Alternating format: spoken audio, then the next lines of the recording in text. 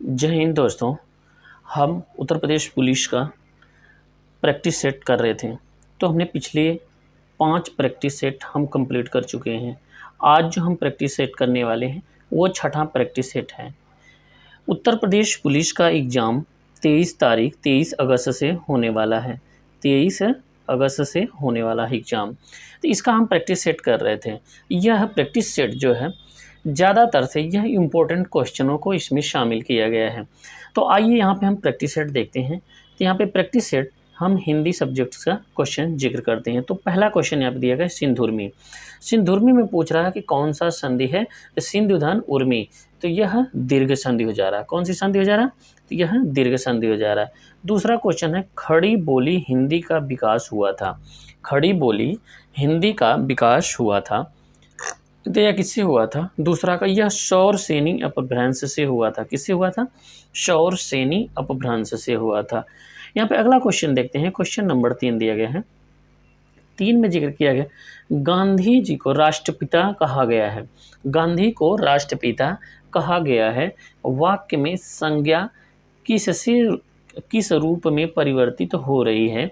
तो यहाँ पे तीसरा का क्या हो जाएगा, गांधी को राष्ट्रपिता कहा जाता है, तो संज्ञा जो है यहाँ पे राष्ट्रपिता, तो यह एक जातिवाचक से संज्ञा क्या है, राष्ट्रपिता से, यानी यहाँ पे राष्ट्रपिता क्या है, जातिवाचक से एक पर्सनली व्यक्तिगत व्यक्ति के लिए हो जा रहा है, तो यह जातिवाचक से व्यक्तिवाचक की तरफ यहाँ पे हमें इंगित करती है। तो जातिवाचक से क्या हो जाएगा, व्यक्तिवाचक। ऑप्शन बी सही हो जाएगा। अगला क्वेश्चन देखते हैं। यहाँ पे चौथा जो है स्र एक संयुक्त व्यंजन है, इसमें से किन 2 वर्णों को सम्मिलित किया गया है। स्र एक संयुक्त व्यंजन है, इसमें से किन 2 वर्णों को सम्मिलित किया गया है। तो यहाँ पे स्र से बताना है, तो चौथा के यहाँ पे क्या हो जाएगा, ये बड़ा स का आधा है और र, ये ऑप्शन सी, स आधा और फिर उसके बाद पूरा र है, इन दोनों के मिलाने से यहाँ पे स्र का निर्माण हो रहा है। तो ऑप्शन हमारा कौन सा हो जाएगा, सी सही हो जाएगा। यहाँ पे 5वां प्रश्न देखते हैं। प्रश्न 5 में दिया गया है रमेश की पुस्तक पुरानी है। इस वाक्य में पुस्तक शब्द क्या है, रमेश की पुस्तक पुरानी है, तो यहाँ पे यह पुस्तक क्या है, विशेष्य यहाँ पे बता रहा है, क्रिया विशेषण, विशेषण, सर्वनाम। तो यहाँ पे 5 का क्या हो जाएगा, यह विशेष्य है। तो पुस्तक यहाँ पे क्या है, विशेष्य है, तो पुस्तक कैसी है, पुरानी है, तो जो पुरानी है वह विशेषण हो जाएगा। विशेष्य की जो विशेषता बताता है उसे हम विशेषण कहते हैं। तो यहाँ पे पुरानी क्या हो जाएगा, पुरानी विशेषण हो जाएगा। तो यहाँ पे पूछ रहा है पुस्तक क्या है, तो पुस्तक हमारा विशेष्य हो जाएगा। अगला क्वेश्चन देखते हैं। मेरे घर से आपका घर 5 किलोमीटर दूर है। इस वाक्य में घर से में कौन सा कारक हो रहा है, घर से कौन सा कारक हो रहा है, तो 6 का यहाँ पे डी आपादान, यहाँ पे अलगाव का कारण हो रहा है। घर से, मेरे घर से आपका घर, तो दोनों घर के बीच में अलगाव का हो रहा है, तो आपादान से यहाँ पे यह अलगाव का काम कर रहा है, तो आपादान हो जाएगा। क्वेश्चन नंबर 7 देखते हैं। 7 देखते हैं। निम्नलिखित प्रश्न में 4 विकल्पों में से दिए गए वाक्य में सही काल वाला विकल्प चुनिए। तो यहाँ पे दिया गया है दीपा पौधों को पानी दे रही थी। दीपा पौधों को पानी दे रही थी, तो यानी जो देखा है वो बता रहा कि दीपा पौधों को पानी दे रही थी। तो यहाँ पे 7 का क्या आ जाएगा, अपूर्ण भूतकाल, मतलब वह पानी दे रही है पिछले कई मतलब समय से, पिछले समय से दे रही है, लेकिन अभी भी वह दे रही है, तो यह अपूर्ण भूतकाल, वह दे चुकी होती तो यहाँ पे भूतकाल हो जाता, लेकिन वह अपूर्ण भूतकाल मतलब अभी पूरा भूतकाल नहीं हुआ है। अगला यहाँ पे प्रश्न देखते हैं। वह पढ़ता है लेकिन बात भी बहुत करता है, तो व्याकरण की दृष्टि से रेखांकित जो है शब्द वो पहचानिए। तो यहाँ पे रेखांकित क्या है, लेकिन बात, तो लेकिन बात क्या हो जाएगा, 8 का यहाँ पे यह एक अव्यय हो जाएगा। यहाँ पे क्या हो जाएगा, यह 8 का बी सही अव्यय हो जाएगा। क्वेश्चन नंबर यहाँ पे 9 देखते हैं। इसमें दिया गया है कटहरा शब्द का तत्सम रूप क्या हो जाएगा, तो यहाँ पे सी हो जाएगा काष्ठगृह है, काष्ठगृह हो जाएगा। 10 नंबर देखते हैं। निम्नलिखित शब्दों में से फारसी भाषा का शब्द नहीं है। फारसी भाषा का शब्द नहीं है, तो इसमें तारीख जो है यह फारसी भाषा का शब्द नहीं है, यह उर्दू का शब्द है तारीख। तो यहाँ पे क्या हो जाएगा, फारसी भाषा का ये देहात, चश्मा और ये सिपारिश, ये सभी के सभी क्या हैं, फारसी भाषा के हैं। तो यहाँ पे हमारा क्या है, तारीख, तारीख शब्द नहीं है, तो ऑप्शन हमारा डी सही हो जाएगा। 11 नंबर देखते हैं, निम्नलिखित में से कामदेव की पर्यायवाची है। तो कामदेव की पर्यायवाची कौन सी है, इसमें मार जो होता है, मार, यहाँ पे क्या है, मार कामदेव की पर्यायवाची है। अगला देखते हैं क्वेश्चन 12 का दिया गया है, इसमें पूछ रहा है 12 में अतिवृष्टि का विलोम होगा, अतिवृष्टि का विलोम होगा 12 का यहाँ पे, तो इसमें सी हो जाएगा अनावृष्टि। अतिवृष्टि बहुत बारिश होती है, अनावृष्टि कम वर्षा होती है। यहाँ पे प्रश्न 13 देखते हैं, जिसकी कोई उपमा न दी जा सके उसके लिए क्या होगा। तो यहाँ पे 13 का हो जाएगा ये सही है, उसे अनुपम, अनुपम कहते हैं। जिसकी उपमा न दी जा सके उसे अनुपम कहते हैं।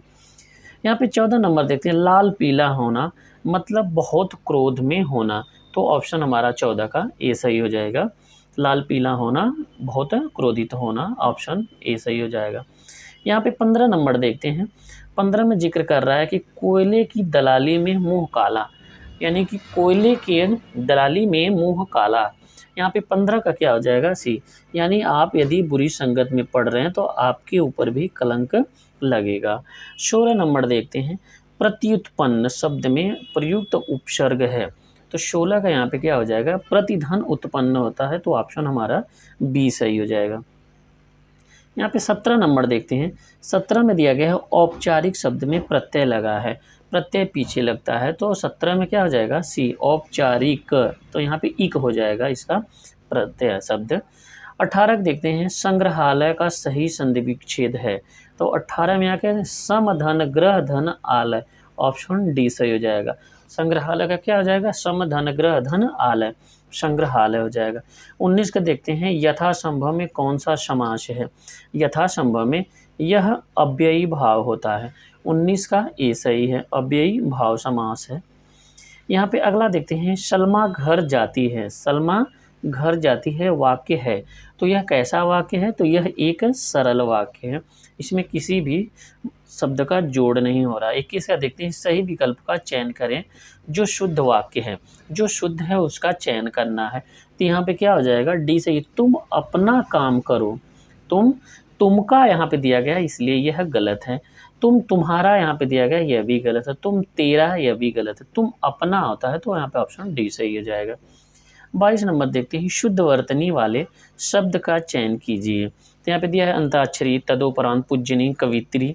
तो यह 22 का क्या हो जाएगा, ये सही है। अंत्याक्षरी जो है यहाँ पे सही है, यहाँ पे यह कवयित्री होता है, यह भी गलत है। पूजनीय होता है, पूज्य आधा कर दिया है इसलिए यह भी गलत है। तदोपरांत जो होता है, तद उपरांत होता है, तदोपरांत होता है, यह भी गलत हो जा रहा है। यहाँ पे अगला क्वेश्चन देखते हैं, इसमें आपको वाक्य क्यों पूर्ति करना है और क्रमानुसार करना है। तो इसमें बताना है, यह प्रथम और अंतिम अंश दिया गया, यानी 1 और 6 दिया गया, 1 और 6 दिया गया है, इन चारों को क्रमानुसार करना है। जो य र ल व हैं इनको क्रमानुसार करना है। यहाँ पे दिया गया है भारतीय गाँवों के, भारतीय गाँवों के, तो यहाँ पे 23 का क्या हो जाएगा, यहाँ पे 23 में देखिए भारतीय गाँव में, तो क्या करेंगे, सुधार के लिए, यानी हमारा पहले स्थान पे र आ जाएगा, सुधार के लिए। फिर अभी तक भारत सरकार को, दूसरा ये आ जाएगा भारत सरकार को, और राज्य सरकारों को, तो तीसरा ये आ जाएगा बहुत प्रयत्न करना होगा। तो हमारा ऑप्शन बी सही हो जाएगा, र य ल व। इसमें क्या होता है, आपको जो सेंटेंस दिया रहता है, यानी जो आपको यहाँ पे वाक्य दिया रहता है, इन वाक्यों को क्रमानुसार जो है एक श्रेणी के रूप में यहाँ पे जो जो पहले आएगा उसी को यहाँ पे व्यवस्थित करना रहता है। यहाँ पे 23 का ये हो गया। 24 नंबर देखते हैं, पूछ रहा है विभत्स रस का अस्थाई भाव क्या होता है। तो 24 का यहाँ पे क्या हो जाएगा, जुगुप्सा, यहाँ पे यह विभत्स रस का अस्थाई भाव है। विभत्स का अस्थाई भाव क्या है, जुगुप्सा, जुगुप्सा। तो 25 का यहाँ देखते हैं, मंगल भवन अमंगल हारी, द्रवहूँ सुदशरथ अज्र बिहारी। इस पंक्तियों में किस छंद का प्रयोग हुआ है। तो 25 का यहाँ पे यह एक चौपाई है, यहाँ पे बी का यह चौपाई है। अगला देखते हैं, यहाँ पे अगला क्या है, 26 नंबर, तेरी बरछी ने बर छीने हैं खलन की। तेरी बरछी ने बर छीने हैं, खलन के इस पंक्ति में कौन सा अलंकार हो रहा है? तो यहाँ पे 26 का डी, यह यमक अलंकार है। तेरी बरछी ने बर छीने, ब यहाँ पे बर छीने हैं, तो यहाँ पे बरछी ने बर छीने हैं, तो यह यमक अलंकार हो जा रहा है। अगला देखते हैं 27, तुलसीदास द्वारा रचित रामचरितमानस में कितने कांड हैं? तो यहाँ पे 27 का कितने कांड है? तो इसमें 7 कांड हैं, यहाँ पे 7 कांड हैं। अगला देखते हैं 28 का, हिंदी की आदि जननी किसको कहा जाता है? तो यहाँ पे 28 का, यह संस्कृत इसकी आदि जननी है। अगला क्वेश्चन देखते हैं, यहाँ पे दिया गया है, एक गद्यांश दिया गया है। यहाँ पे क्या है? एक गद्यांश दिया गया है, इन्हें पढ़ करके इसमें से उत्तर हमें छांटना है। तो 29, 30 से लेकर के यह 33 तक है, 29 से लेकर के 33 तक है। हम यहाँ पे गद्यांश को यहाँ पे चर्चा करते हैं। क्या हम बिना क्रोध किए शांत रह सकते हैं? यह क्वेश्चन कर रहा है कवि। बात तो क्रोध करने की ही हो, पर अपने को शांत रखना ही योग्य है। इस महायोग की प्रवृत्ति हम स्वयं पैदा कर सकते हैं। महत्वपूर्ण है कि हम एकांत में बैठे आस्था रखें कि हाँ, मुझे शांत रहना है, मुझे किसी भी परिस्थिति में उत्तेजित नहीं होना है, और मैं ऐसा कर सकता हूँ। अतः एकाग्रचित होकर दृढ़ संकल्पित द्वारा हम शांत रहने की प्रवृत्ति को अपनाकर क्रोध पर काबू पा सकते हैं। शांत रहने का मार्ग अपनाने पर हमारी दुनिया बदल जाएगी, जीवन अधिक आनंदमय लगेगा, हमारे चेहरे पर नई चमक, कार्य में नया उत्साह, हृदय में निर्मलता, शीतलता का स्वयं अनुभव होने लगेगा। बिना श्रम के, बिना किसी खर्च के और यहाँ पे देखते हैं, किसी उपचार के बिना, किसी पाचन क्रिया के स्वतः ठीक होने पर छोटे मोटे रोग दूर भाग जाएंगे। खिजना, गुस्सा करना, चीखना, चिल्लाना, बड़बड़ाते रहना, हमारे मन के गुब्बार को परिलक्षित करना, इनसे हमारी पहचान पर धब्बा लग जाता है और हमारे ओजस्वी चेहरे पर चिंता की रेखाएं उभर आती हैं। अगर हम कुछ समय निकाल करके संपूर्ण समर्पण के साथ शांत रहने की आदत डालें तो निश्चय ही सफलता हमारे कदम चूमेगी। शांत रहने की प्रक्रिया में यदि हम रात्रि को इस शयन कक्ष में जाने से पूर्व अपनी व्यक्तिगत दैनंदिनी गति यानी जो डायरी होती है, जिसमें हम दैनिक स्थिति लिखते रहते हैं, दिन भर की वे घटनाएं लिखते रहें जब हम शांत नहीं रह सकते हैं, कुछ दिनों बाद वही दैनंदिनी जो यानी डायरी है पढ़ने पर आप अपनी तब की कमजोरी स्वयं पर हंस पड़ेंगे। कितनी छोटी बात पर हम क्रोध करने लगते थे। आओ गुस्सा एवं उत्तेजना को फेंक दें और शांत रहना शुरू करें। तो इसमें कह रहा है कि उपयुक्त गद्यांश सही शीर्षक क्या बनेगा? इसमें शांत रहने की कामना कर रहा है कि शांत कैसे रहा जाए, तो शांत रहो और सुखी रहो, यही शीर्षक हो जाएगा। ऑप्शन ए सही हो जाएगा। अगला क्वेश्चन देखते हैं, क्वेश्चन 30, क्रोध आने की स्थिति में शांत रहने की प्रवृत्ति का नया नाम दिया गया है, उसे क्या कहेंगे? तो यहाँ पे 30 का महायोग करेंगे तो आपको शांति मिलेगी। 31 नंबर देखते हैं, क्रोध को काबू में रखने में मुख्यतः कौन से रोग दूर हो जाते हैं? तो 31 का यहाँ पे बी सही हो जाएगा। पाचन की क्रिया से जुड़े रोग यहाँ पे दूर हो जाते हैं। यहाँ पे अगला 32 नंबर दिया, चिंता की रेखाएं कहाँ उभर आती हैं? तो यह आपके मस्तिष्क पे, 32 का यहाँ पे क्या हो जाएगा? ओजस्वी चेहरे पे, मस्तिष्क पे, ओजस्वी चेहरे पे। लेकिन यहाँ पे क्या है? कथनानुसार, गद्यांश के अनुसार आपके ओजस्वी चेहरे पर हो जाएगी। यहाँ पे 33 नंबर देखते हैं, 33 नंबर में क्या दिया गया है? शांत रहने की प्रक्रिया में आगे बढ़ने के लिए रात को क्या करना चाहिए? डायरी पर लिखे हुए अनुभव को पढ़ें, क्रोध के अनुभव को डायरी पर लिखें। 33 में देखिए आपका सी है, जिक्र यह कर रहा है कि आप प्रतिदिन के अनुभव को लिखें। यहाँ पे क्या है? 33 का सी सही है। 34 नंबर, ऊपरी दिखावे के रूप में होने वाला वाक्यांश के लिए एक शब्द लिखें। ऊपरी दिखावे के रूप में होने वाला है, क्यों क्या कहते हैं? यहाँ पे औपचारिक बोलते हैं। ऊपरी दिखावे के रूप में होने वाले को औपचारिक बोलते हैं। यहाँ पे 35 नंबर देखते हैं, कौन सा शब्द वायस का समानार्थी नहीं है? वायस का समानार्थी नहीं है तो यह हरित नहीं है, बाकी सभी काग, काक, एकाक्ष, ये सभी के सभी वायस के समानार्थी हैं। यहाँ पे अगला क्वेश्चन देखते हैं, इसमें पूछ रहा है किसी बदलाव की आवश्यकता नहीं है तो उसका चयन करें। अब यहाँ पे गद्यांश दिया गया है, गद्यांश दिया उसका भाई सेक्रेटरी लगा हुआ है। तो इसमें बताना है कि कौन सा कथन गलत है या सही है। तो इसमें बताना है 36 में क्या हो जाएगा, इसमें बी है सेक्रेटरी लगा हुआ है, यह नहीं हो जाएगा, उसका भाई सेक्रेटरी है।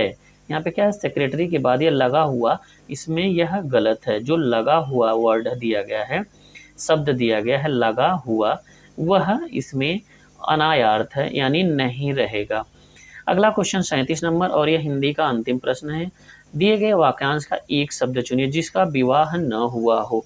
न हुआ हो उसे क्या कहते हैं, 37 का अपरिणित कहते हैं। परिणित माने विवाही होता है, अपरिणित माने जिसका विवाह न हुआ हो।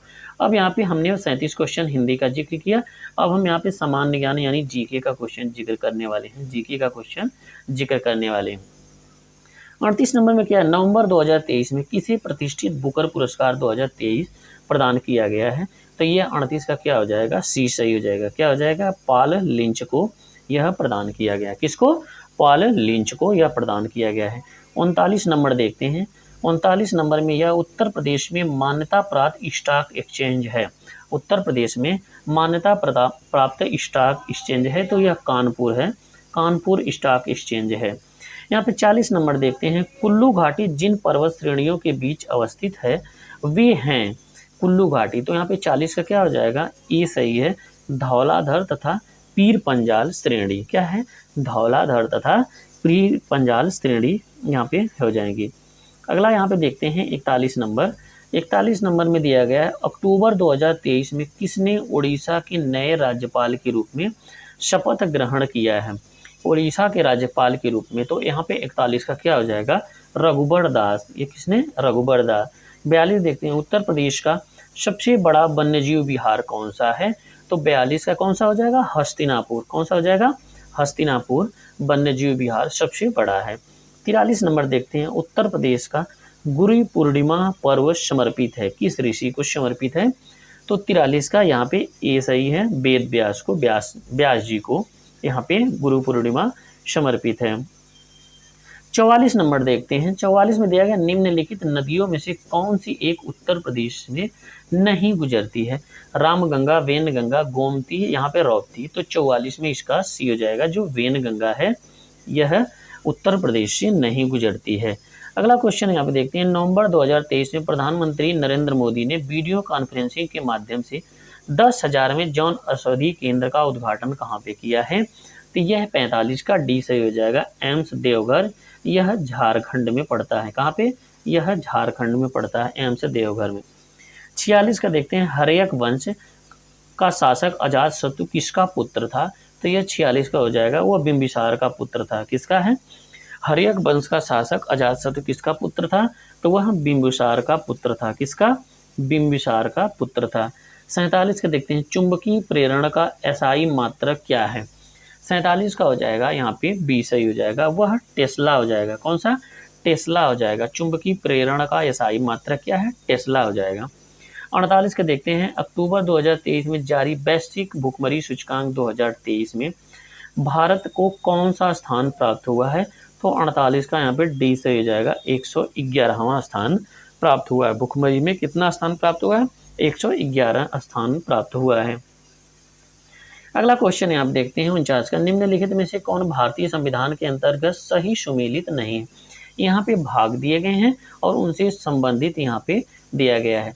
तो 49 का इसमें कौन सा, यहाँ पे अधिकरण जो है यह भाग 10 में नहीं दिया गया है। बाकी पंचायत भाग 9 में, नगर पालिका भाग 9 क में, सहकारी समितियाँ 9 ख में यह दी गई हैं। तो ऑप्शन हमारा डी सही हो जाएगा।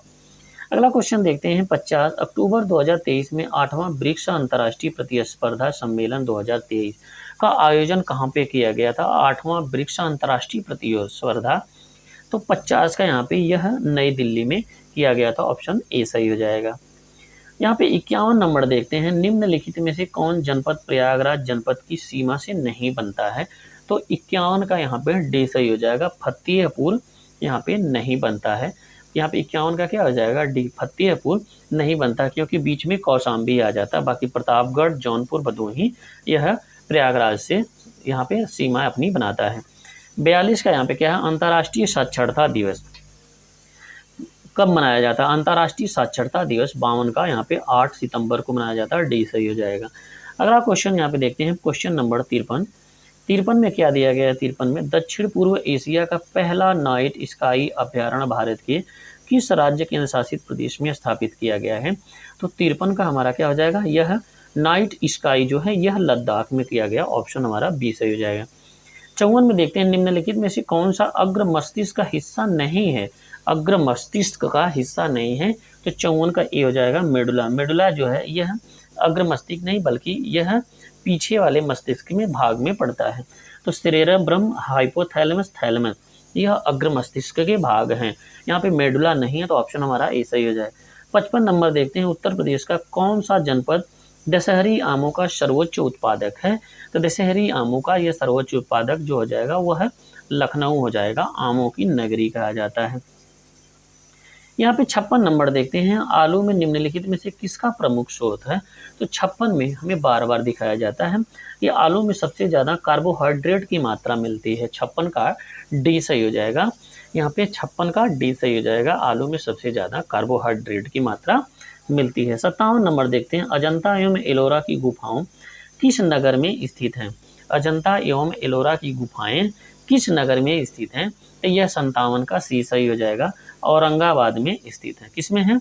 औरंगाबाद में स्थित है अजंता और एलोरा की गुफाएं। 58 नंबर देखते हैं, मीनाक्षी मंदिर स्थित है। तो 58 का ए सही है, मदुरई में हो जाएगा। कहाँ पे हो जाएगा? तो यह ऑप्शन ए सही हो जाएगा, मदुरई में हो जाएगा। 59 नंबर देखते हैं, 59 नंबर में यह जिक्र किया, WHO विश्व स्वास्थ्य संगठन का मुख्यालय कहाँ स्थित है? तो 59 का यह भाग जनेवा में हो जाएगा, स्विट्जरलैंड के जनेवा में हो जाएगा। WHO विश्व स्वास्थ्य संगठन, यानी WHO का फुल फॉर्म होता है वर्ल्ड हेल्थ ऑर्गेनाइजेशन, विश्व स्वास्थ्य संगठन होता है। इसका मुख्यालय कहाँ पे है? जिनेवा, स्विट्जरलैंड में है। 60 का देखते हैं, यदि सरकार द्वारा राज्य के नीति निर्देशक सिद्धांतों को लागू नहीं किया जाता तो एक नागरिक निम्नलिखित में से किसके पास जा सकता है? तो 60 में वह इनमें से कोई नहीं, यानी यदि अब वो नीति निर्देशक तत्व यह वाद्य योग्य नहीं है तो आप कहीं भी नहीं जा सकते हैं। यहाँ पे वाद्य योग्य नहीं है नीति निर्देशक तत्व। यहाँ पे राष्ट्रीय मानवाधिकार, उच्च न्यायालय, उच्चतम न्यायालय, यहाँ पे नहीं जाने का सबसे बड़ा कारण ये है, यह संविधान में वाद्य योग्य नहीं है। यहाँ पे 61 नंबर देखते हैं, वित्तीय आपात कितने समय के लिए लागू किया जा सकती है? तो 61 का यहाँ पे हो जाएगा डी सही है।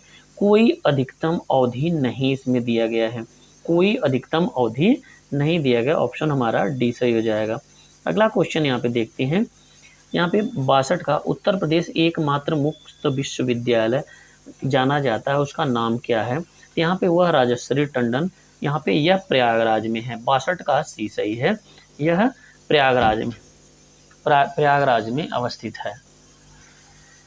63 का देखिए, मुद्रास्फीति के समय के दौरान कर की दरों में निम्नलिखित में से क्या होगा? तो यहाँ पे 63 का जो होगा ये सही हो जाएगा, उसमें वृद्धि हो जाएगी। अगला क्वेश्चन यहाँ पे देखते हैं, 64 का, चेचक के लिए टीके वैक्सीनेशन का आविष्कार किसके लिए किया जाता था? तो 64 का हमारा सी सही हो जाएगा, एडवर्ड जेनर हो जाएगा, एडवर्ड जेनर हो जाएगा। यहाँ पे चेचक टीके का वैक्सीन। 65 नंबर, किस दिन पर किस राज्य में जायकवाड़ी बांध अवस्थित है? तो यहाँ पे 65 का जो हो जाएगा सी सही है, गोदावरी नदी महाराष्ट्र में, यहाँ पे राज्य जायकवाड़ी बांध अवस्थित है। अगला क्वेश्चन यहाँ पे देखते हैं, क्वेश्चन नंबर 66 है, निम्नलिखित नदियों में से कौन सी नदी जबलपुर के निकट धुआंधार जलप्रपात बनाती है? तो वह नर्मदा नदी जबलपुर में बनाती है। 66 का हमारा सी सही हो जाएगा। यहाँ पे 67 का देखते हैं, निम्नलिखित में से कौन से राज्य नेपाल के साथ अपनी सीमा साझा नहीं करता है? तो यहाँ पे 67 का हो जाएगा, 67 का हो जाएगा डी, असम नहीं करता है नेपाल के साथ सीमा साझा, बाकी पश्चिम बंगाल, उत्तर प्रदेश, बिहार यह सभी के सभी करते हैं। अगला क्वेश्चन हो जाएगा यहाँ पे, दूसरे एंग्लो मैसूर युद्ध गवर्नर जनरल कौन था? तो यहाँ पे 68 का कौन सा हो जाएगा? 68 का डी सही हो, वारेन हेस्टिंग हो जाएगा। दूसरे एंग्लो मैसूर जब युद्ध हुआ था तो गवर्नर जनरल कौन था? वारेन हेस्टिंग था। 69 देखते हैं, प्रसिद्ध क्रांतिकारी सर्फ जोशी की तमन्ना अब हमारे दिल में है की रचना किसने की थी? तो 69 का डी सही हो जाएगा। यहाँ पे बिस्मिल अजीम वली ने की थी। किसने? बिस्मिल अजीमाबादी ने की थी। बिस्मिल अजीमाबादी ने की थी। अगला क्वेश्चन यहाँ पे देखते हैं। यहाँ पे क्वेश्चन नंबर 70 देखते हैं। निम्नलिखित में से कौन बंगाल का अंतिम गवर्नर जनरल है? कौन बंगाल का अंतिम गवर्नर जनरल है? तो 70 में क्या हो जाएगा? यहाँ पर ए सही हो जाएगा, लॉर्ड विलियम बेंटिंग हो जाएगा, ऑप्शन ए सही है। 71 में देखते हैं। निम्नलिखित में से सांख्यिकी का जनक किसे कहा जाता है? तो 71 का ए सही है, आर.ए. फिशर को सांख्यिकी का जनक कहा जाता है। 72 नंबर देखते हैं। रतले पनबिजली परियोजना का किस नदी पर यहाँ पे स्थित किया गया है? तो यहाँ पे 72 का ए सही है, चेनाब नदी पर अवस्थित है रतले पनबिजली। 73 नंबर देखते हैं। यहाँ पे पूछा केंद्रीय बजट 2022-23 के अनुसार 22-23 के लिए अनुमानित राजकोषीय घाटा क्या था? तो 73 का यहाँ पे ए सही है, 6.4% था। 74 नंबर। थॉमस कप का संबंध किससे है? तो थॉमस कप का यह बैडमिंटन से संबंधित है। थॉमस कप का बैडमिंटन से संबंधित। 75 नंबर देखते हैं। निम्नलिखित देशों में से आसियान का सदस्य नहीं है? तो यहाँ पे 75 का हो जाएगा आसियान का। ये यहाँ से भारत सदस्य नहीं है परंतु इसमें भाग लेता है। इसमें भारत इसका सदस्य नहीं है परंतु इसमें क्या है? भाग लेता है। तो यह हमारा 75 क्वेश्चन यहाँ पे, यह 75 क्वेश्चनों का हमने इसमें जिक्र किया। तो 75 क्वेश्चनों में से आपका कितना क्वेश्चन सही हुआ कमेंट बॉक्स में ज़रूर आप वीडियो को पूरी देख करके कमेंट बॉक्स में यह बताइए कि आपका कितना क्वेश्चन सही हुआ। तो आज के लिए ये इतना ही। और भी प्रैक्टिस सेट देखने के लिए हमारे पेज को सब्सक्राइब करिए। धन्यवाद।